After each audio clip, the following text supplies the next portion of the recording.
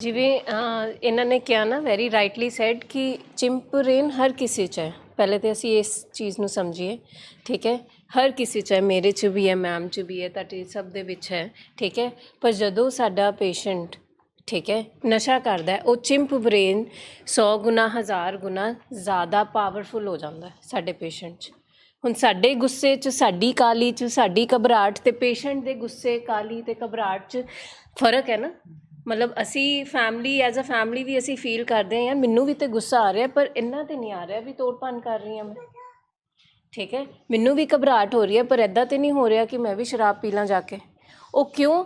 ਕਿਉਂਕਿ ਜੇ ਤੁਸੀਂ ਇਹ ਸਕਿੱਲ ਸਮਝ ਲਓਗੇ, ਤੁਹਾਨੂੰ ਆਪਣੇ ਪੇਸ਼ੈਂਟ ਨੂੰ ਅੰਡਰਸਟੈਂਡ ਕਰਨਾ ਹੋਰ ਜ਼ਿਆਦਾ ਈਜ਼ੀ ਹੋ ਜਾਏਗਾ ਕਿ ਜਿਹੜੀ ਮੇਰੇ ਅੰਦਰ ਲੜਾਈ ਸਿਰਫ 10% ਜਾਂ 20% ਚੱਲ ਰਹੀ ਹੈ ਨਾ, ਇਹ ਆਪਸ ਦੇ ਵਿੱਚ ਚਿੰਪ ਬ੍ਰੇਨ ਅਤੇ ਮਾਈਂਡ ਦੀ ਜਿਹੜੀ ਲੜਾਈ ਤੁਸੀਂ ਦੇਖੀ ਇੱਕ ਚੱਲ ਰਹੀ ਹੈ ਇਹ ਸਾਈਕੋ ਡਰਾਮਾ ਦੇ ਵਿੱਚ, ਠੀਕ ਹੈ। ਉਹ ਜੇ ਇੱਕ ਮੇਰੇ ਵਿੱਚ 10-20% ਚੱਲ ਰਹੀ ਹੈ ਅਤੇ ਮੇਰੇ ਲਵਡ ਵਨ ਦੇ ਵਿੱਚ ਉਹ 100 ਗੁਣਾ 1000 ਗੁਣਾ ਜ਼ਿਆਦਾ ਚੱਲ ਰਹੀ ਹੈ। ਮਤਲਬ ਉਹ ਹਰ ਵੇਲੇ ਇਸ ਲੜਾਈ ਦੇ ਨਾਲ, ਇਸ ਜੱਦੋ-ਜਹਿਦ ਦੇ ਨਾਲ ਅੰਦਰ ਦੀ ਅੰਦਰ ਮਹਿਸੂਸ ਕਰ ਰਿਹਾ ਇਸ ਲੜਾਈ ਨੂੰ, ਇੱਕ ਅੰਦਰ ਹੀ ਆਪਣੇ ਲੜਾਈ ਲੜ ਰਿਹਾ ਉਹ, ਠੀਕ ਹੈ। ਅਤੇ ਜਦੋਂ ਅਸੀਂ ਇਹ ਚੀਜ਼ ਸਮਝਾਂਗੇ, ਅਸੀਂ ਆਪਣੇ ਲਵਡ ਵਨ ਲਈ ਹੋਰ ਜ਼ਿਆਦਾ ਇਹ ਮਹਿਸੂਸ ਕਰ ਸਕਾਂਗੇ ਕਿ ਉਹ ਕਿਹੜੀ ਦਰਦ ਤੋਂ ਬੀਤ ਰਿਹਾ ਹੈ ਜਦੋਂ ਉਹ ਨਸ਼ੇ ਦੀ ਗੱਲ ਆਉਂਦੀ ਹੈ। ਬਿਕੋਜ਼ ਸਾਨੂੰ ਇੱਦਾਂ ਲੱਗਦਾ ਕਿ ਇਹ ਕਿਉਂ ਨਹੀਂ ਛੱਡ ਰਿਹਾ, ਠੀਕ ਹੈ, ਇਹਨੂੰ ਕਿਉਂ ਨਹੀਂ ਸਮਝ ਆ ਰਹੀ। ਅਸੀਂ ਜੇ ਹੁਣ ਪਿੱਛੇ ਆ ਕੇ ਉਹਦੀ ਬੈਕਗਰਾਊਂਡ 'ਤੇ ਸਮਝਣ ਦੀ ਕੋਸ਼ਿਸ਼ ਕਰੀਏ ਕਿ ਉਹਦੇ ਬ੍ਰੇਨ ਦੇ ਵਿੱਚ ਕੀ ਹਲਚਲ ਚੱਲ ਰਹੀ ਹੈ, ਇਹ ਹਲਚਲ ਚੱਲ ਰਹੀ ਹੈ ਕਿ ਉਹ ਲੜਾਈ ਕੰਟੀਨਿਊਸਲੀ ਉਹਦੇ ਅੰਦਰ ਚੱਲ ਰਹੀ ਹੈ ਕਿ ਮੈਂ ਕਰਾਂ ਕਿ ਮੈਂ ਨਾ ਕਰਾਂ।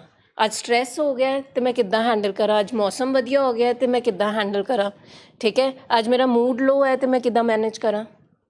ਸੋ ਇਹ ਕੰਟੀਨਿਊਸ ਲਗਾਤਾਰ ਪਤਾ ਨਹੀਂ ਸਾਲੋਂ ਸਾਲ ਇਹ ਲੜਾਈ ਉਹਦੇ ਅੰਦਰ ਚੱਲ ਰਹੀ ਹੈ, ਸਾਲੋਂ ਸਾਲਾਂ ਤੋਂ। ਤੁਸੀਂ ਅੰਡਰਸਟੈਂਡ ਕਰਦੇ ਹੋ ਕਿ ਅੱਜ ਜਦੋਂ ਤੁਸੀਂ ਇਹ ਸਕਿੱਲ ਆਪਣੇ ਉੱਤੇ ਅਪਲਾਈ ਕਰ ਰਹੇ ਹੋ ਜਾਂ ਆਪਣੇ ਆਪ ਨੂੰ ਸਮਝ ਰਹੇ ਹੋ, ਔਨ ਦ ਸੇਮ ਹੈਂਡ ਤੁਸੀਂ ਉਹ ਆਪਣੇ ਲਵਡ ਵਨ ਦੀ ਵੀ ਲੜਾਈ ਨੂੰ ਸਮਝਣ ਦੀ ਕੋਸ਼ਿਸ਼ ਕਰ ਰਹੇ ਹੋ ਕਿ ਉਹ ਕਿੰਨਾ ਤੰਗ ਹੋਏਗਾ ਇਸ ਲੜਾਈ ਤੋਂ, ਜਿਹੜੀ ਉਹਦੇ ਅੰਦਰ ਇੱਕ ਮਾਸਟਰ ਮਾਈਂਡ ਅਤੇ ਇੱਕ ਮਾਈਂਡ ਅਤੇ ਚਿੰਪ ਬ੍ਰੇਨ ਦੀ ਉਹ ਲੜਾਈ ਚੱਲ ਰਹੀ ਹੈ। ਤੁਸੀਂ ਉਹ ਦੇਖਿਆ ਹੈ, ਉਹ ਬੇਬਸ ਹੈ ਵਿੱਚ, ਉਹ ਇੱਕ ਹੱਥ ਇੱਧਰ ਹੈ, ਇੱਕ ਹੱਥ ਇੱਧਰ ਹੈ, ਉਹਨੂੰ ਸਮਝ ਹੀ ਨਹੀਂ ਆ ਰਹੀ। ਤੁਸੀਂ ਆਪਣੇ ਲਵਡ ਵਨ ਨੂੰ ਇਹੋ ਜਿਹੀ ਹਾਲਤ 'ਚ ਦੇਖਿਆ ਪਿਛਲੇ ਕਈ ਸਾਲਾਂ ਤੋਂ? But they can't express. I never thought my son expressed this feeling. Now you're telling me, but he never expressed. कि ये चल रहा है सब कुछ। थोड़ा सा हम आपके मतलब जो आपने जो शेयरिंग करी उस पे आएंगे, मगर हम थोड़ा सा ये फॉर्मूला को अंडरस्टैंड कर लें पहले, ठीक है। ये जो फॉर्मूला बबलीन मैम समझा रही है एक स्किल है, एक बल है जो हम अपने पेशेंट को सिखाते हैं, ठीक है। जैसा कि बबलीन मैम ने बोला कि हम सबके अंदर चिंप ब्रेन है। हम पहले जानवर थे, जानवर से हम फिर इंसान बने, इवॉल्व हुए, ठीक है। तो हम सबके अंदर चिंप ब्रेन है और ये बहुत पुराना है। इंसान बाद में बने तो मत वाला हिस्सा बाद में आया, ठीक है। तो वैसे भी हर इंसान के अंदर जो चिंप ब्रेन है वो हमेशा तगड़ा होता है हमारे माइंड से, मगर जब ये बीमार हो जाता है, क्योंकि जो चिंप ब्रेन है उसमें वहाँ से हम सांस लेते हैं, वहाँ हम महसूस करते हैं, वहाँ पे फूड, सेक्स, जो इंसान की बेसिक नीड्स हैं वो दिमाग के उस हिस्से में पनपती है। तो जब बीमारी आती है तो नशा भी उसी ब्रेन को और ज़्यादा तगड़ा कर देता है। इसलिए जो पेशेंट के दिमाग में नशे की सोचें आती हैं वो और ज़्यादा, मत उसके सामने हल्की पड़ जाती है, ठीक है। तो इन कुछ स्किल्स से कि हम कैसे, जैसे मैम ने बोला कि अगर मान लीजिए पेशेंट ने नशा किया 10 साल, 6 साल, कुछ महीने, तो वो 10 साल में आप सोचो कितना तगड़ा हो गया होगा। और मत तो बंद ही हो गई ना, मत बेचारी हल्की फुल्की आवाज़ से उसको रोकती होगी जैसे आपने वीडियो में भेजा, और चिंप ब्रेन उसको फिर पीछे खींच लेता है, ठीक है। तो जो हमारा माइंड है, जो मत है, उसको ठीक करने की, स्ट्रॉन्ग करने की कोई दवा नहीं बनी, उसके लिए ट्रेनिंग होती है, ठीक है। तो ऐसी स्किल्स यूज़ करके हम मतलब जो पेशेंट है उस पर वर्क करते हैं। अब ये जो स्किल है, क्योंकि हमारे दिमाग में भी चिंप ब्रेन है, तो ये स्किल 2 पर्पस सॉल्व करती है।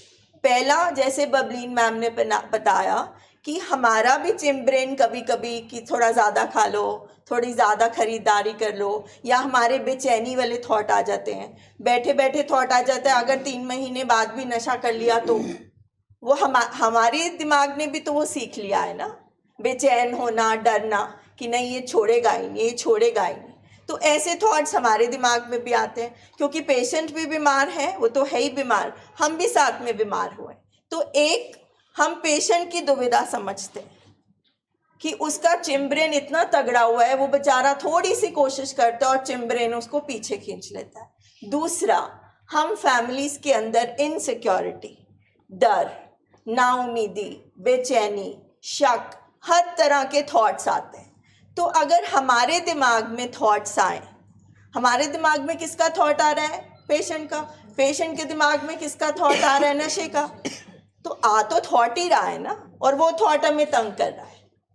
बार बार हमारे दिमाग में वो सोचें आ रही हैं और हम कुछ नहीं कर पा रहे। तो क्या हम भी ये फॉर्मूला यूज़ करके अपने चिम्ब्रेन, अपने माइंड पे वर्क कर सकते हैं?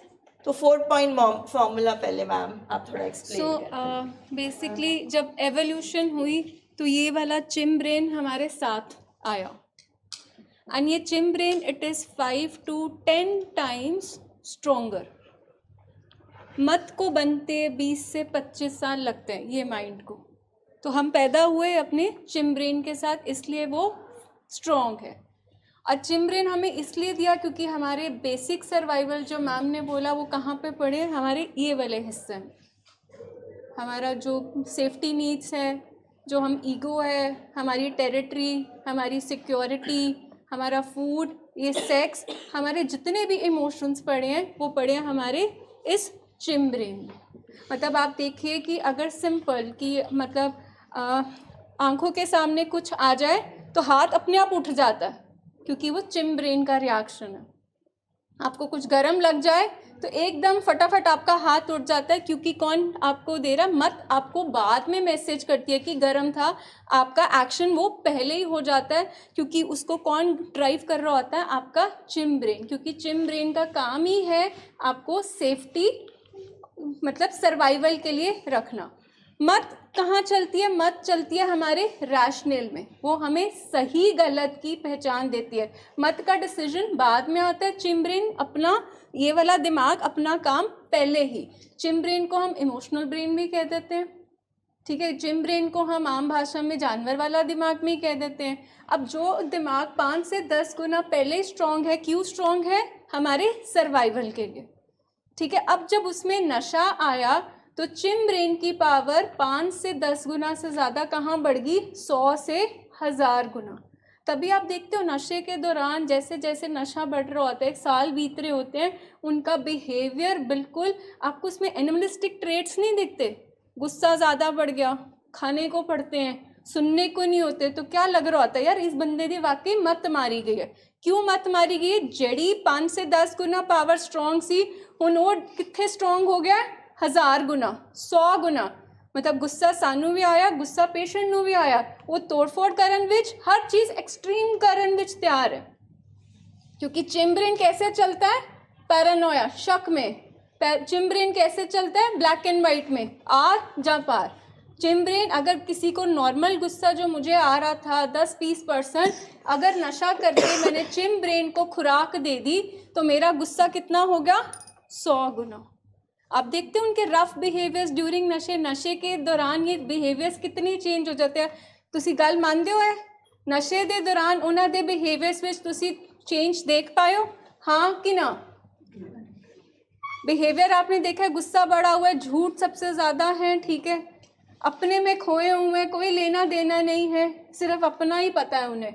सो ये कहाँ से? इसका मतलब सबसे ज़्यादा ड्राइव कौन कर रहा है? हमारा चिम्ब्रेन हमें चला रहा है। हमारी मत बिल्कुल सिकुड़ गई है, सही गलत की पहचान हमें नहीं आ रही। तो नशा कर करके ये जो हमारा ये जो सिस्टम ओवर पार है, इसको हमें चाहिए, तो ये भी मत भी चाहिए।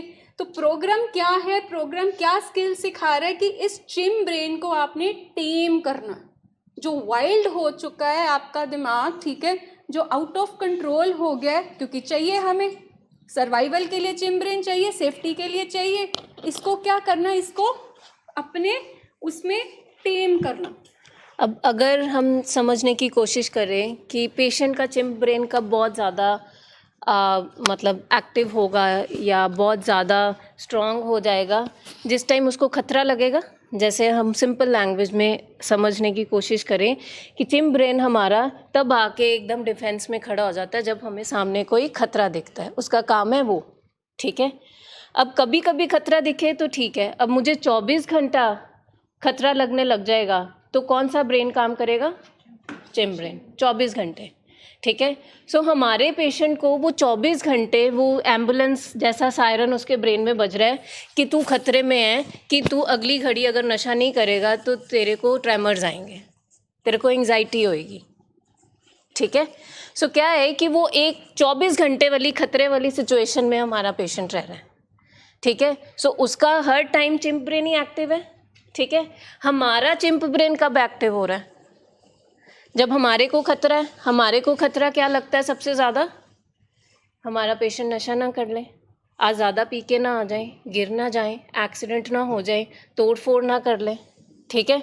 फिर हमारा चिम्प ब्रेन और ज़्यादा एक्टिव हो जाता है। सो यहाँ पे भी फैमिलीज़ में कई हैं कि कईयों का चिम्प ब्रेन इतना ज़्यादा एक्टिव हो जाता है कि वो भी अपने नुकसान करने पे आ जाते हैं, ठीक है।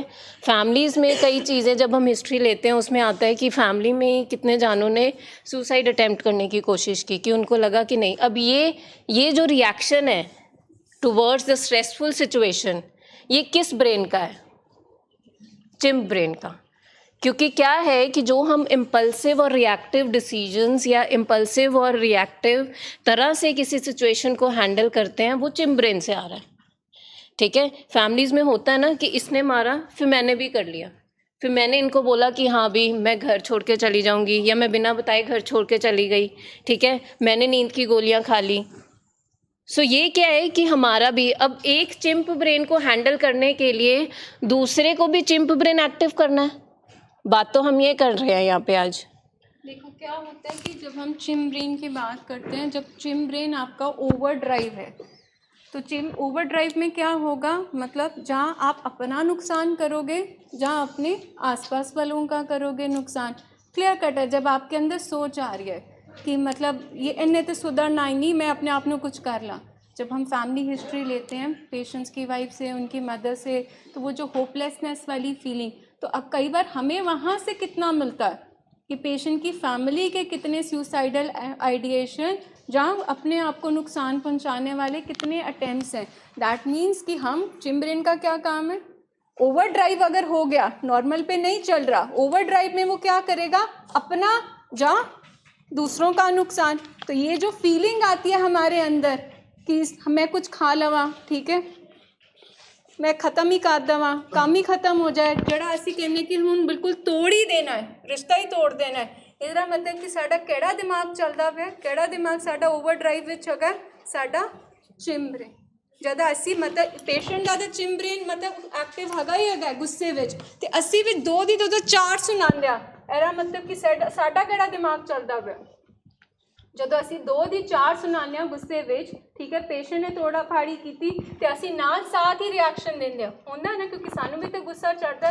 ਮਤਲਬ ਇੱਕ चिम्प ब्रेन ਨੂੰ ਕੌਣ हैंडल ਕਰਦਾ ਵੇ, ਕੌਣ ਡੀਲ ਕਰਦਾ ਵੇ, दूसरा चिम्प ब्रेन। तो ਹੁਣ ਨੁਕਸਾਨ ਹੋਏਗਾ ਕਿ ਇੱਥੇ ਸੋਲੂਸ਼ਨ ਨਿਕਲੇਗਾ। मतलब ਅਸੀਂ ਇੱਥੇ ਬੈਠ ਕੇ ਸੋਚੀਏ ਕਿ ਹਾਂ ਵੀ ਸਾਨੂੰ ਕਿਉਂ ਸਮਝਾ ਰਹੇ ਹੋ ਬਈ, ਹੈ ਨਾ, चिम्प ब्रेन। ਹੁਣ ਅਸੀਂ ਸਾਰੇ ਆਪਣੇ ਅੰਦਰ ਝਾਤੀ ਮਾਰ ਕੇ ਜੇ ਦੇਖੀਏ, ਸਾਡੇ ਅੰਦਰ ਵੀ चिम्प ब्रेन ਹੈਗਾ। ਅਸੀਂ ਇੱਕ ਜਿਹੜਾ 100 ਗੁਣਾ ਐਕਟਿਵ चिम्प ब्रेन ਹੈਗਾ, ਅਸੀਂ ਵੀ ਕਿਤੇ ਘੱਟ ਤੇ ਨਹੀਂ ਸੀਗੇ, ਠੀਕ ਹੈ। ਸੋ ਅਸੀਂ चिम्प ब्रेन ਨੂੰ हैंडल ਕਰਨ ਵਾਸਤੇ ਆਪਣਾ ਵੀ चिम्प ब्रेन ਐਕਟਿਵ ਕੀਤਾ। ਸੋ ਉਹਦੇ ਰਿਜ਼ਲਟਸ ਕੁਛ ਇੰਨੇ ਫਾਇਦੇਮੰਦ ਨਹੀਂ ਰਹੇ ਓਵਰ ਦੀ ਈਅਰਸ।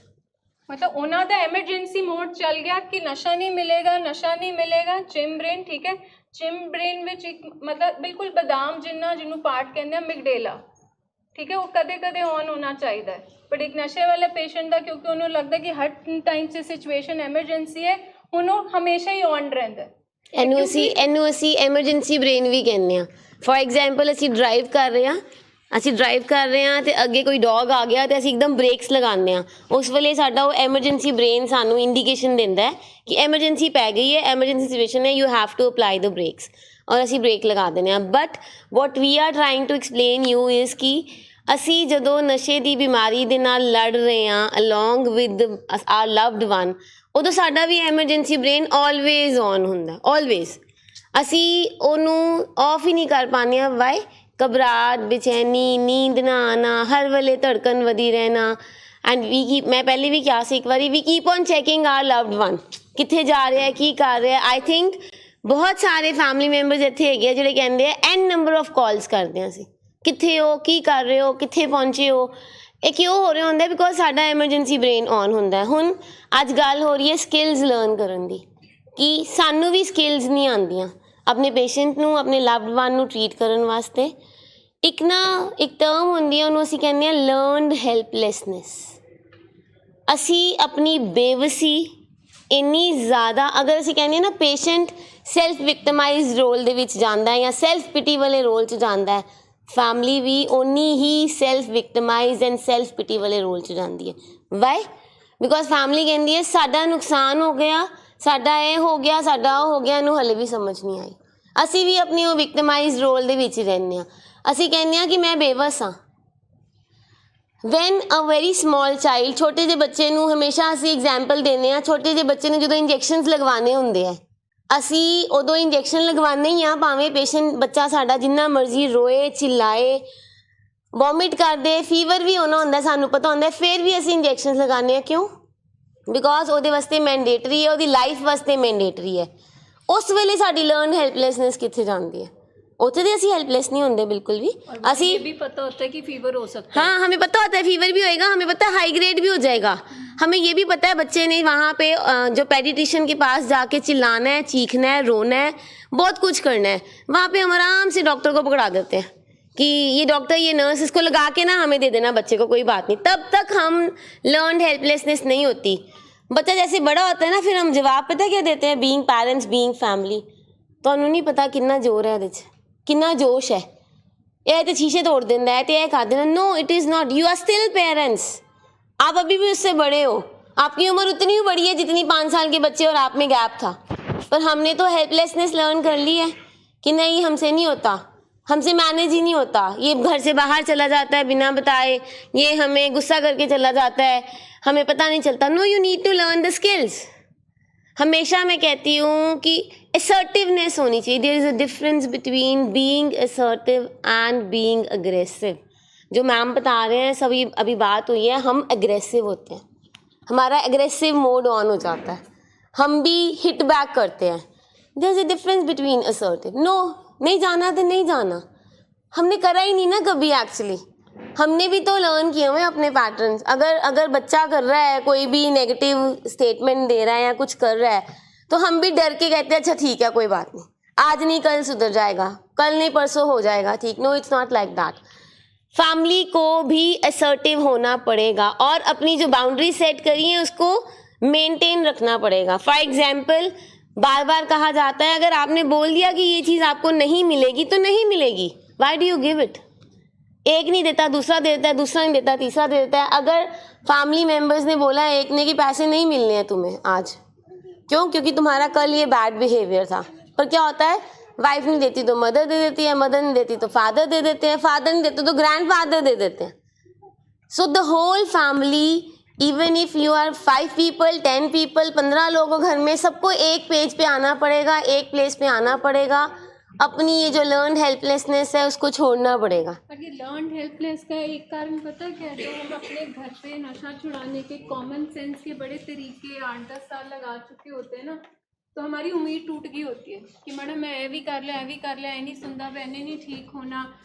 वो क्यों लर्न हेल्पलेस है शांति पे साढ़े अंदर?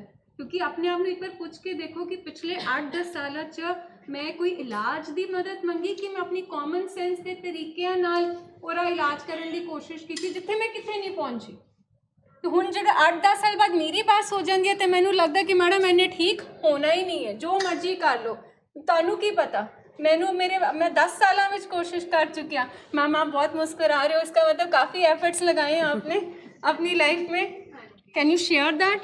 आपने कौन कौन से अपने कॉमन सेंस के तरीके लगाए, और उसके बाद जब हम यहाँ पहुँचते हैं तो हम सबसे पहले वी आर लाइक इसने नहीं ठीक होना, क्योंकि हमारे वो 10 years के एक्चुअली सारी फैमिली इस प्रोसेस से निकली होती है, so we would like you to share it. जी। तो मैंने प्यार से, गुस्से से, धमकियों से कि मैंने छोड़ के चले जाना है, बच्चों को यहाँ से लेकर चले जाना है, प्यार से। छोड़ के गए आप? छोड़ के तो कभी नहीं गई, बस धमकी वो होती ना, उनको भी मेरे को लगता है समझ पड़ जाती कि खोखली धमकी है, इसने कहीं नहीं जाना। गरजने वाले हैं, हाँ जी, हाँ जी। प्यार से भी समझाया कि मत करो, मतलब कुछ नहीं है इसमें, देखो कहाँ से कहाँ आ गए हैं हम।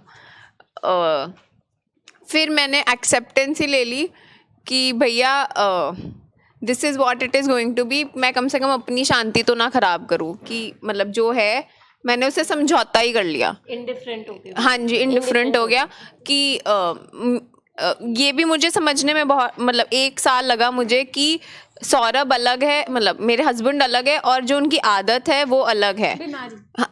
बीमारी, हाँ जी। जो ये बीमारी तो मुझे अब इधर आके पता चली, मैंने उसकी हैबिट ही मानी थी। तो द हैबिट इज़ डिफरेंट, मतलब जो हैबिट है जब वो उसके साथ पाला पड़ेगा तब मैं देखूंगी, अभी तो मैं आराम से रहूँ जब तक ये मेरे साथ ठीक है, बेसिकली दैट।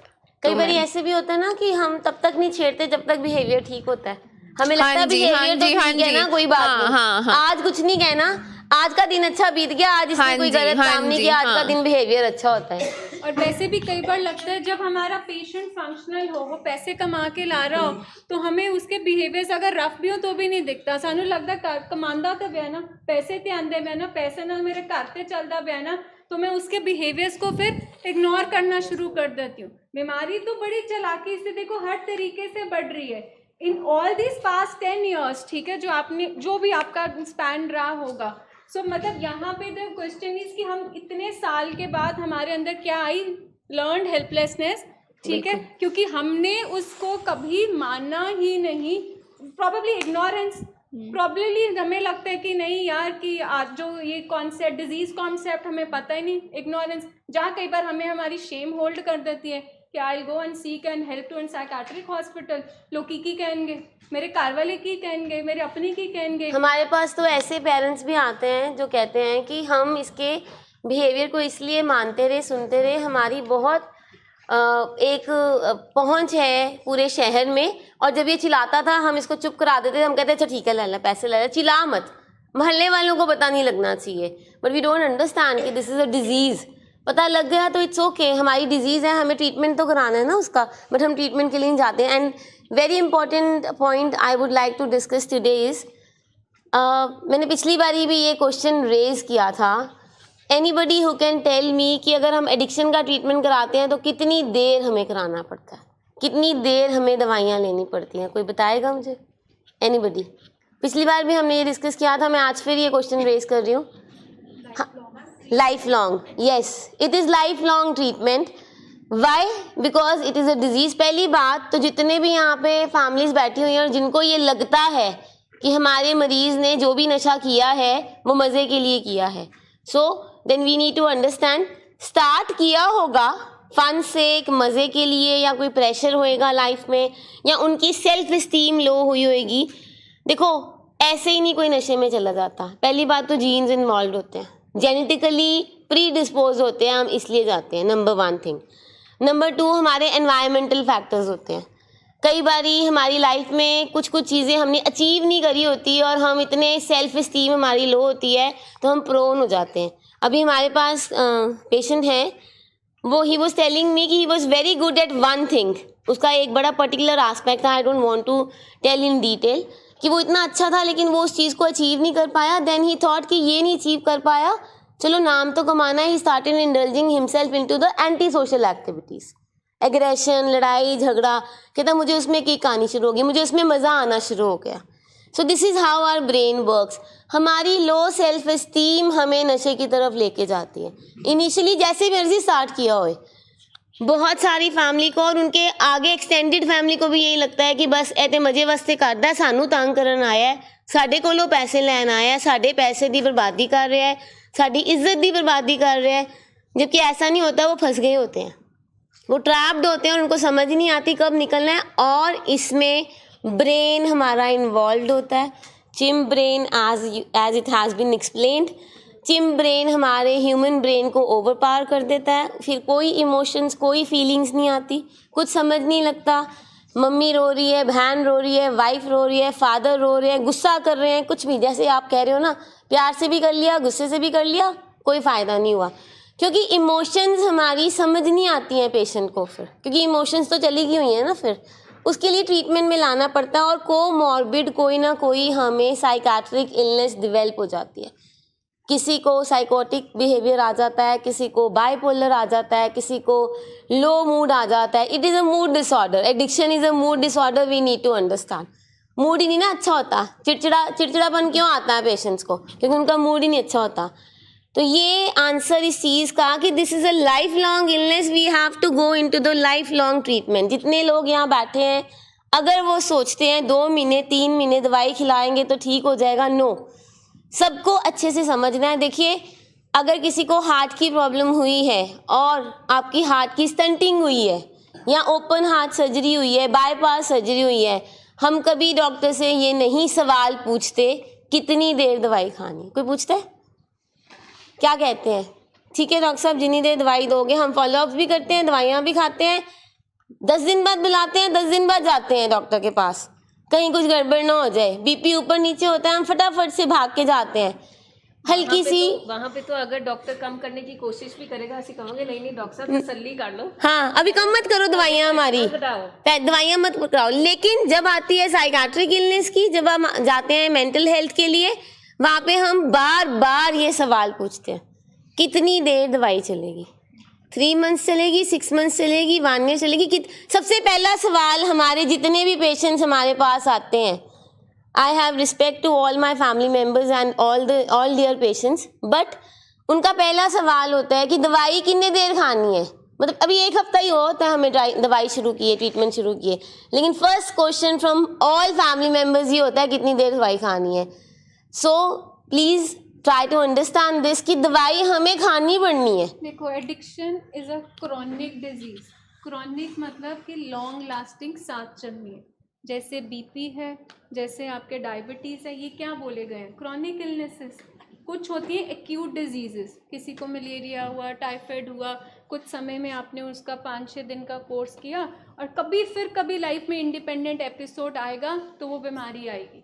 बट एडिक्शन या कोई साइकाट्रिक इलनेस कोई क्या चलती है, क्रॉनिक, अब लाइफ लॉन्ग है। अगर बीमारी लाइफ लॉन्ग है तो प्रिकॉशंस और उसका ट्रीटमेंट भी तो साथ पैरेलल ही चलेगा। सो पहला जो क्वेश्चन आते कि 3 महीने, भाई बीमारी क्रॉनिक है तो आप हमें ये क्वेश्चन कैसे कह दें कि ट्रीटमेंट की प्रिकॉशन सिर्फ 3 महीने चलेंगी। बीमारी लाइफ लॉन्ग है, लंबे समय में चलेगी। सो ट्रीटमेंट प्लान में डूज एंड डोंट्स भी तो आपको साथ में ही फॉलो करने पड़ेंगे। हमें जैसे जैसे लगेगा पेशेंट बेटर होना शुरू हो गया है, उसका बिहेवियर बेटर होना शुरू हो गया है, हम दवाइयाँ भी कम करेंगे, हम आपका थेरेपी सेशंस भी आपको बताएंगे कैसे है। One thing I always tell to everyone, to patients as well as the families, you have to stay connected. If you are connected with us, you are connected with the program, तो I think हम successful हैं। फिर हमें कोई नहीं रोक सकता ठीक होने में। ये जो हमारा सवाल होता है ना, कब ठीक होएंगे, ठीक तब होएंगे अगर हम कनेक्टेड हैं। अगर हम कनेक्टेड हैं और ट्रीटमेंट में आ रहे हैं, एक बात बताऊँ मैं, हमसे पहले, हम तो थेरेपिस्ट हैं ना, हम तो यहाँ बैठे हुए हैं, हमसे पहले आपको पता लगता है चेंज आ गया बिहेवियर में, अभी लेट आना शुरू हो गया, अभी गुस्सा आना शुरू हो गया, अभी नींद कम आ रही है या ज़्यादा आ रही है या चिड़चिड़ाहट हो जाती है। आई थिंक फैमिली मेम्बर्स को फेस देख के ही पता लग जाता है पेशेंट के कि कुछ गड़बड़ हो रही है। So you are the first one to identify the problem, और जब आपने आइडेंटिफाई कर लिया, चाहे पेशेंट ठीक चल रहा है, तो you need to come to the doctor, you need to consult your therapist for the same, so that हम प्रिवेंट कर सके मेजर रिलैप्स को। सीधा रिलैप्स नहीं होएगा कभी भी। जब हम ठीक हो जाएंगे सीधा रिलैप्स कभी भी नहीं होएगा। पहले साइकोलॉजिकल रिलैप्स आएंगे, बिहेवियर चेंजेस आएंगे, फिर जाके रिलैप्स आएगा। और वो वार्निंग साइंस आप इजीली देख सकते हो as a wife, as a mother, as a father. मतलब ਤੁਹਾਨੂੰ ਪਤਾ ਲੱਗ ਜਾਂਦਾ ਹੈ ਕਿ ਕੁਝ गड़बड़ है। ਇਹ ਉਹੀ वाला पहले वाला era स्वभाव वापस आना है। टाइम वहाँ पे है इंटरवीन करने का। देखो हमारा ट्रीटमेंट ट्रायंगल में चलेगा, डॉक्टर, फैमिली, पेशेंट। ये ट्राइड बनता है तो जाके पेशेंट की रिकवरी होगी। द थिंग इज़ कि आपका और हमारा कनेक्शन ही नहीं बन पाता, आपके इतने सारे वो हमारे ऊपर वो फेथ ही नहीं बन पाता ट्रीटमेंट को लेके। आप लोगों की ही सिलेक्टिव शेयरिंग चलती है, आप लोगों के ही किंतु परंतु कम ज़्यादा चलता है, तो पेशेंट की तो बहुत बात की बात है। क्या आप पूछिए जिनको आप कह रहे हैं सरेंडर करने के लिए, क्या मैं सरेंडर कर रही हूँ यहाँ पे ट्रीटमेंट पे आकर? मैं cent by cent instructions follow कर रही हूँ जो मुझे एक डॉक्टर ने दिया है। एक आपके सबके डर का जवाब देना चाह रही हूँ आज मैं। ये जो हमारा डर होता है ना, हमारे लव्ड वन को कुछ हो ना जाए, इसको कुछ होना जाए, हमें उसका फियर ऑफ डेथ होता है। आई एम सॉरी टू से, पर हमें यही होता है कि इसको कुछ हो ना जाए, जान ना चली जाए इसकी, राइट। तो इसके लिए मैं आंसर दूंगी। डॉक्टर साहब हमेशा एक बात कहते हैं, we can not act God. ਅਸੀਂ ਬਾਬਾ ਜੀ ਦਾ ਜਿਹੜਾ ਹਿੱਸਾ नहीं कर सकते हैं। हमें अपना हिस्सा करना है, अपना 33% देना है, बाकी बाबा जी कर रहे होंगे हैं। किसी भी इंसान का आना जाना सब परमात्मा में हाथ है, लेकिन ये नहीं है कि हम छोड़ ही दें, फिर हम एफर्ट्स ही ना लगाएं। बहुत सारी फैमिलीज कहती है हमने करके देख लिया, हम छाड़ता असी रब ते आप ही वेखी जाएगी, जीना है जिए, मरना है मरे। No, it's wrong. लेकिन ये जो फेयर जब आता है ना आपको, जिस दिन फेयर आता है उस दिन you can pray to God, उस दिन you can pray to the higher power कि बाबा जी असी अपने वालों एफर्ट्स ला रहे हैं, तुसी रास्ता दिखाओ, you help us so that हम एक राइट डिसीजन ले पाएँ। हम लोग रॉन्ग डिसीजंस ले लेते हैं जल्दबाजी में, क्यों? क्योंकि हमें लगता होता है कि बस होगी, अब बहुत देर होगी, अब नहीं हो पा रहा। We as a therapist, we as a team, we as a professional, we are always there for you. I think, मुझे नहीं लगता, मैं बहुत सारे हॉस्पिटल्स में गई हूँ, मेरे पेरेंट्स बहुत एजड रहे हैं, लेकिन मुझे कभी किसी डॉक्टर ने अपना पर्सनल नंबर नहीं दिया। You people have that privilege कि आपके पास हम सबके नंबर्स हैं, आप कभी भी कॉल करते हैं, दिन होए रात होए। आई डोंट थिंक कि हमने कभी आंसर नहीं किया। हुए जी ऐसे कभी आपने कॉल किया होए तो हमने आंसर ना किया होए? We are always available for you. पहले दिन से लेके जिस दिन से डिटॉक्स हुआ था, आज हम रिकवरी के उस फेज़ में हैं, अब से लेके आप घर भी चले जाएंगे, we are always there to help you. But help लेनी किसने है? आपने एक स्टेप आपने बढ़ाना है हेल्प सीख करने के लिए। हम आपको हर तरह से हेल्प करने के तैयार हैं, और ये अगर हम अपनी एवेन्यूज़ ओपन रखेंगे, अपने चिंप ब्रेन को हम एक्टिव नहीं होने देंगे, अपने एमरजेंसी ब्रेन को एक्टिव नहीं होने देंगे, तो आई थिंक हम बहुत सारी चीज़ें ठीक कर सकते हैं। और अगर हम बैक टू कि कैसे एक्टिव नहीं होने देंगे, अब बात तो ये है कि चिम्ब्रेन है भी है, सिचुएशंस भी अपनी अपनी जगह है। अब कैसे एक्टिव नहीं होने देना, सो हम एक बहुत छोटा सा स्किल यहाँ पे अपने पेशेंट्स को भी सिखाते हैं, जो हम फैमिलीज़ को भी सिखाना चाहते हैं, जिसके ऊपर आपने एक साइको ड्रामा भी आज देखा, ठीक है। सो वो 4 पॉइंट फार्मूला है, ठीक है। सो आप जिनके पास नोटबुक्स हैं दे कैन राइट ऑल्सो, नहीं तो आप ध्यान से सुने, ठीक है। सो 4 पॉइंट फार्मूला में सबसे पहला जो हमने स्टेटमेंट बोलनी है वो ये है कि ये मैं नहीं, मेरे बीमार दिमाग की सोच है। बीमार दिमाग मतलब कि ये जो मैं इस टाइम सोच रही हूँ ना, और सोच के जो मैं ये घबराहट फील कर रही हूँ, जो मैं वर्स्ट सिनेरियो मतलब इमेजिन कर रही हूँ ना, ये मेरी नहीं है, ये मेरे चिंप ब्रेन की अभी सोच है, मेरे बीमार दिमाग की सोच है। सो फर्स्ट स्टेप कि मैंने अपने आप को उस थॉट से अपने आप को डिटैच कर लिया। मैं उसके साथ एकदम से ऐसे हक करके नहीं खड़ी हुई, उसको मैंने डिटैच कर दिया कि ये मेरी नहीं, अभी ये मेरे बीमार दिमाग की सोच आ रही है, ठीक है। सेकेंड स्टेप है कि मेरे दिमाग ने ये पैटर्न कई सालों से सीख रखा है, ठीक है। अब जितने भी आपके साल रहे हैं इस जर्नी में, ठीक है, या पेशेंट के रहे हैं, उन्होंने एक स्पेसिफिक तौर तरीका, एक पैटर्न किसी सिचुएशन को हैंडल करने का सीख लिया है, ठीक है। सो सेकंड स्टेटमेंट में हमने क्या कहना है, सेकंड स्टेप में, कि मेरे बीमार दिमाग ने ये सोच कई सालों से पाल रखी है। हम पाल के रखते हैं ना कि जब भी ऐसी सिचुएशन आई ऑटोमेटिकली मेरे अंदर ये विचार आने शुरू हो जाते हैं।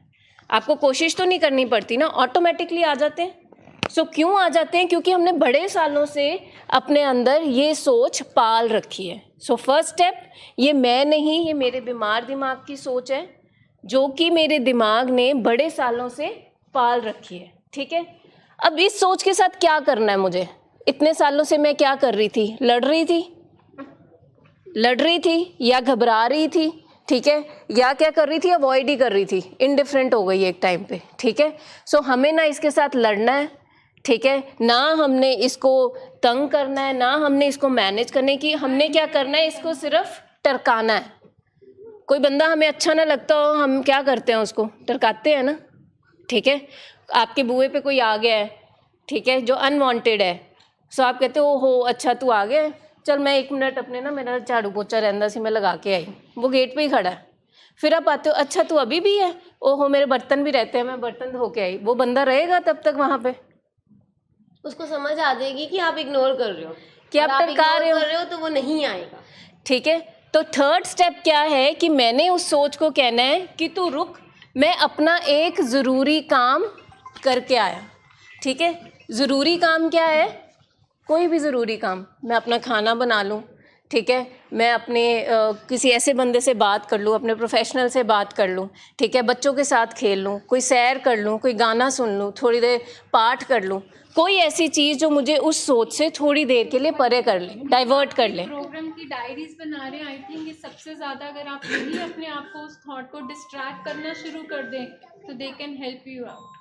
नहीं कोई काम मिल रहा है उस टाइम पे, आप सबकी डायरीज, रिकवरी डायरीज तो आप सबकी बन रही हैं, या यूट्यूब पे आप वीडियो सुन लो, वीडियो सुन लो, डायरी कोई वीडियो सुन लो, शुरू कर दो, अपने रिकवरी प्रोग्राम की बातें आप एक बार रिवाइज करना शुरू कर दो. टरकाना है ना, कोई बार बार नॉक कर रहा है और आप दरवाज़ा नहीं खोल रहे हो, किसी ने बार बार नॉक किया, आपने दरवाज़ा नहीं खोला, तो तीसरी बार चौथी बार दरवाज़ा नहीं खुलेगा तो क्या करेगा? वो लौट जाएगा. तो सेम हमारी सोच है. लेकिन जो टरकाना है ना वो अच्छे से टरकाना है. अब जैसे मैम कह रहे हैं और मैम भी कह रही है, फॉर एग्जाम्पल आपका कोई गेस्ट है, वो रोज़ आ रहा है, आप उसको एंटरटेन कर रहे हो, रोज़ एंटरटेन करी जा रहे हो आप उसको, तो वो रोज़ आएगा, रोज़ को चाय समोसे सब कुछ मिल रहे हैं. अब आपने अच्छे से टरकाना है. अब वो अच्छे से टरकाना मीन्स उसको अवॉइड अच्छे से करना है. फॉर एग्जाम्पल आप उसको फ़ोन पे बोल देते हो, अगर वो फ़ोन करता है, बोलो मैं हूँ ही नहीं, तो वो कहता है अच्छा कोई बात नहीं मैं आधे घंटे तक आ जाता हूँ. देन यू हैव टू से नहीं मैं 3-4 दिन के लिए नहीं हूँ. आप 1 बार करोगे, 2 बार करोगे, 3 बार करोगे, उस गेस्ट को पता लग जाएगा ये मुझे इग्नोर कर रहे हैं. पर हम अपनी अनवांटेड थॉट्स को अपना के रखते हैं, अपने गले से लगा के रखते हैं, और बल्कि वो जो थॉट्स होती हैं, जो सोचें होती हैं, वो बढ़ जाती हैं. 1 के बाद 2, 2 के बाद 4, वो मल्टीप्लाई होती जाती हैं. क्यों? क्योंकि हम उसको मल्टीप्लाई होने देते हैं. तो हमने मल्टीप्लाई नहीं होने देना होता. और जब हमने उसको इग्नोर कर लिया, टरका दिया, फिर 4th पॉइंट होता है रिवॉर्ड. अपने आप को शाबाशी देनी होती है. मैंने छोटा सा ये आपके टिप्स के लिए किया है. जैसे मैम ने बताया है ICRR, पहले आइडेंटिफाई करना है कि किस चीज़ ने मेरा चैन चुराया है, किस थॉट ने मुझे आज तंग किया हुआ है, किस बात ने मेरा मूड लो किया. That is called as identifying. Then challenge, जैसे मैम ने बताया है, ये मैं नहीं हूँ, मेरे बीमार दिमाग की सोच और बहुत सालों से मैंने पाल रखी है, मुझे इसके बारे में नहीं सोचना. देन रिप्लेस इज़ वो टरकाने वाली बात कि आपने कैसे टरकाना है. एंड लास्ट में जब आप सक्सेसफुल हो गए हो टरकाने के लिए, फिर रिवॉर्ड देना है. लेकिन कई बार क्या होता है कि थॉट इतना पावरफुल होता है कि वो नहीं जाता. तो जब तक नहीं जाता हमने इसको कर ही जाना है रिपीट. हमने अपने आप को डाइवर्ट करते रहना है जब तक वो थॉट चल नहीं जाता. अगर हम इसको प्रैक्टिस कर लेंगे रोज़ की एक्टिविटीज़ में, फिर क्यों आएगा? थॉट आएगा चले जाएगा, आएगा चले जाएगा. आप अभी सेकंड स्टेप पे ही पहुंचोगे कि ये मैं नहीं, मेरे बीमार दिमाग की सोच है, वो चला जाएगा. वो आपको तंग नहीं करेगा, आपको टरकाने की भी ज़रूरत नहीं पड़ेगी. So this is the practice which you need to learn. बार जब आप प्रैक्टिस करोगे, बार जब अपनी थॉट्स को आप डिटैच करना सीख लोगे, तो ये फॉर्मूला मिरेकल है. बट द थिंग इज हम लोग भी करते हैं, पता है ये फॉर्मूला एक बार से नहीं होगा, क्योंकि जिम ब्रेन की कंडीशनिंग बड़ी तगड़ी है, बड़ी पुरानी है. तो ये नहीं होगा कि आज ही लगाओगे मैडम कुछ नहीं होया. It takes lot of rigorous practice. कि जब हम क्योंकि आज तक तो हमने अपनी सोचों को कभी बैठ के आइडेंटिफाई नहीं किया. आज तक तो सिर्फ हमने अपनी सोचों के सिर्फ होल्ड करके रखा, पेन में रखे हैं. सो अब द थिंग इज कि कौन सी सोच थी जो मतलब मेरे को परेशान कर रही थी, आज मैं उनको आइडेंटिफाई तो करना सीखूं. एंड बाद में अपने आप को रिवॉर्ड, अपने आप को शाबाशी देने की, हाँ यार आज जो मैं टरकाली है सोच लूँ, दैट इज़ इम्पॉर्टेंट। तभी उसको पॉजिटिव रीइंफोर्समेंट, तभी उसको दिमाग सीखेगा कि ये काम कर रहा है। अपने आप को बोलना है कि वो टाइम था जब मुझे थॉट्स आते थे और मैं परेशान हो जाता था या परेशान हो जाती थी। अब I can manage, I can handle my thoughts. So you need to be your own therapist to understand yourself. अब स्ट्रेस तो आएगा, परेशानी भी आएगी, थॉट्स भी आएंगे, और थॉट्स तो कई बार ऐसे ऐसे थॉट्स आते हैं हमें समझ नहीं आती हम कहाँ पहुँच जाते हैं। तो वो जो इररेलेवेंट थॉट्स होते हैं ना, हमारी जो एक प्लानिंग बन जाती है, जंपिंग इनटू कंक्लूजन पहुँच जाते हैं हम। अभी ट्रीटमेंट शुरू ही हुआ है ना, अभी हम पहुँच जाएंगे अच्छा 3 महीने बाद क्या होएगा, 6 महीने बाद क्या होएगा, आज तो हम ले आए हैं, अगर बाद में हो गया तो क्या करेंगे। वो हमें इतना परेशान करती है। नहीं गुस्सा करना है मैडम, फिर ਅਸੀਂ आना है कि नहीं आना ऐसे सवाल होते हैं। ये तो पार्ट ऑफ ट्रीटमेंट है, ये चलता रहना है। You need to learn. वो जो गुस्सा है वो करेक्टर डिफेक्ट है ना, वो तो करेक्टर डिफेक्ट शायद बचपन से कहीं ना कहीं आया हुआ है। जिद करनी, कहना ना मानना, डिफाइंट बिहेव करना, वो पता नहीं कब से लर्न किए हुए हैं। वो जो लर्न पैटर्न्स हैं वो अनलर्न तब होंगे जब हम अपने पैटर्न्स को अनलर्न करेंगे। हम भी तो नहीं कुछ कहते ना, हम भी तो असर्टिव नहीं होते। क्यों नहीं होते हम असर्टिव, कोई बताएगा? हाँ, लर्न बिहेवियर है, पर वो करते क्यों हैं हम? जी,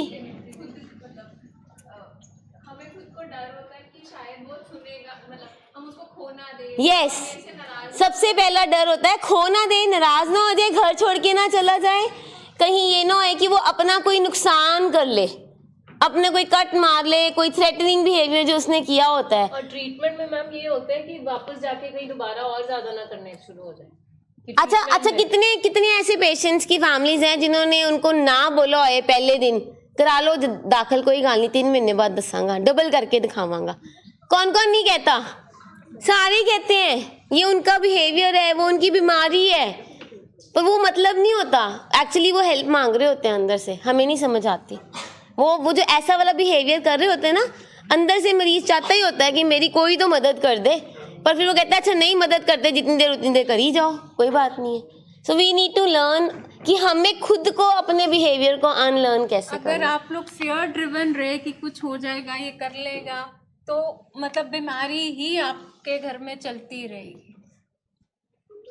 तो ये इम्पोर्टेंट है। देखिए मतलब अगर 1% मैं आपको ये बोलती हूँ। जी, आप बोल रहे थे कि वो कह रहा है डिनाइल में है और आप कह रहे हो कि मदद मांग रहा है ना, इनडायरेक्टली ही सेइंग। जब उसको समझा रहे हैं कि तुमको रहना है, तो वो क्यों नहीं समझ रहा है? समझ नहीं ना आती, क्योंकि वो डिनाइल के स्टेप्स होते हैं ना, डिनाइल बार्गेनिंग चल रही होती है। वो जो गुस्सा कर रहा होता है, वो हमें पता लग रहा होता है कि वो गुस्सा कर रहा है। वो जो मदद चल रही होती है ना, वो सब कॉन्शियस लेवल पे चल रही होती है, कॉन्शियस लेवल पे नहीं चल रही होती कभी भी। कॉन्शियस लेवल पे वो डिनाइल होती है उसकी, वो बार्गेनिंग होती है। वो तो कह रहा होता है कि मैं ठीक हो गया हूँ, अब देखो मैंने 1 हफ्ते से कुछ नहीं किया, अभी मैंने 15 दिन से कुछ नहीं किया। वो एक तरह से बार्गेनिंग वाली मोड चल रही होती है। हमें बीइंग पेरेंट्स ट्रीटमेंट में लेके आना होता है। क्यों? इनिशियली सारे पेशेंट्स जो है थ्रेटनिंग बिहेवियर करते हैं। क्यों? क्योंकि उस टाइम पे चिम ब्रेन ओवर एक्टिव होता है। जैसे जैसे चिम ब्रेन पे वर्क होता है, जैसे जैसे वो बेटर होता है, हमारी फ्लडिंग ऑफ डोपामिन हुई होती है बिकॉज ऑफ ड्रग्स और एडिक्शन। डोपामिन के लेवल्स जब नॉर्मल हो जाते हैं, हम मेडिसिन देते हैं, वो चीज़ें बेटर हो जाती हैं। और मैम अगर समझने की कोशिश करें, जैसे इन्होंने ये बोला था ना कि एक्सप्रेस नहीं करता वो, ठीक है, सो हमारे पेशेंट को, या अगर हम अपनी बात करें, हमें भी एक्सप्रेस करना नहीं आता। एक्सप्रेस और इमोशंस तो खत्म हो गई ना, है ना। सो वो उनकी जो वो है ना, वो अपने बिहेवियर से क्राई फॉर हेल्प है उनकी बिहेवियर। एक नॉर्मल इंसान तोड़ फोड़ कर रहा है, घर से निकल जा रहा है, अपने माँ बाप के साथ अग्रेसिव हो रहा है, सो इसका मतलब उसको मदद की ज़रूरत है। अभी वो राइट वर्ड्स या उस स्टेट ऑफ माइंड में नहीं है कि वो सही लफ्ज़ों में आपसे मदद ले सके। देखो क्या होता है, जब आप नशा करते हो ना, तो आपके ब्रेन की केमिस्ट्री सारी ऑल्टर हो जाती है। ये देखो अभी एक छोटा सा बच्चा था, उस बच्चे ने नहीं देखा कि क्या हो रहा है क्या नहीं हो रहा, वो भाग के अपने फादर के पास गया। What is this? Can somebody explain me this? What is this? That is unconditional love towards his father. उसको नहीं पता मेरे पापा यहाँ पे क्या करने आए हैं, क्यों, हाउ ओल्ड इज ही, वो कितनी उम्र, कितनी एज है उसकी? 4 साल का बच्चा है, उसको नहीं पता। उसको पता है कि यहाँ पे कोई टीचर समझा रही है, कुछ बोल रही हैं, उसने इतने सारे लोगों में से अपने फादर को आइडेंटिफाई करके वहाँ चला गया। This is unconditional love. अब ये हम लव तो कर रहे हैं अपने पेरेंट्स, अपने बच्चों को या जो भी अपने लव्ड वंस को, पर वो भी हम जो लव कर रहे हैं वो कंडीशनल ही है कहीं ना कहीं। और मैम जब ब्रेन केमिस्ट्री जब ऑल्टर होती है ना, तो आपकी डिसीजन मेकिंग, आपकी जजमेंट सारी इम्पेयर हो जाती है। आप हेल्प मांगने नहीं पाते हो, बट हाँ आपके बिहेवियर्स कहीं ना कहीं मतलब subconsciously they are asking for help. वो क्यों नहीं एक्सप्रेस कर पाता? Actually क्योंकि हमने कहा ना हाँ। उसका प्री फ्रंटल कॉर्टेक्स, उसकी मत मारी गई है। सबकॉन्शियस मन में ये है कि उसको कहीं ना कहीं पता होता है कि मैं कुछ गड़बड़ कर रहा हूँ, मैं बेबस हूँ। बेबस, उसकी भी बेबसी होती है ना। मैंने आपको बोला इनिशियली तो उसने एंजॉय करने के लिए किया, और बाद में एंजॉयमेंट तो हो ही नहीं रही है। बाद में तो उसको अंदर से इतनी डिमांड हो रही है कि मैंने करना ही करना है। वो जो अच्छा, अगर वो बिहेवियर शो ना करे, अगर आपके बच्चे ने कोई भी ड्रग ली है, कुछ भी लिया है, सुबह अपना काम कर रहा है अच्छे से, आपके पैरों को हाथ भी लगा रहा है, अपना डेली रूटीन्स भी कर रहा है, बिहेवियर भी अच्छा कर रहा है, क्या आप कभी भी उसको ट्रीटमेंट के लिए लेके आएंगे? एनीबडी, कोई ड्रिंक कर रहा है, कोई शराब पी रहा है, लेकिन उसका बिहेवियर ही नहीं आया कभी। बहुत सारी फैमिलीज में ये होता है, बहुत सारी फैमिलीज में parents, family members, wifes, even घर के बाकी के लोग भी साथ में अल्कोहल पीते हैं शाम को, लेकिन उनको लगता है कि क्योंकि बिहेवियर नहीं आता, उनको लगता है कि पेशेंट फंक्शनल है, तो वो कभी ट्रीटमेंट के लिए नहीं जाते।